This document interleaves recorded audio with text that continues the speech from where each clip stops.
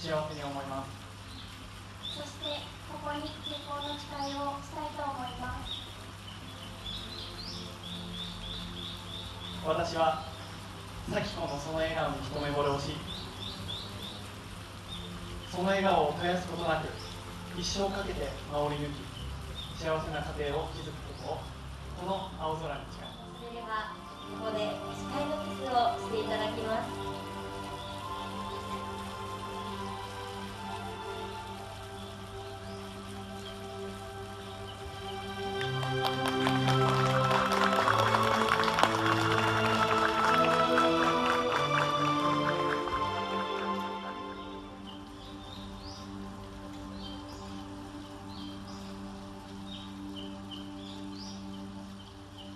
2人の幸せと皆様の幸せを祈って、せーの。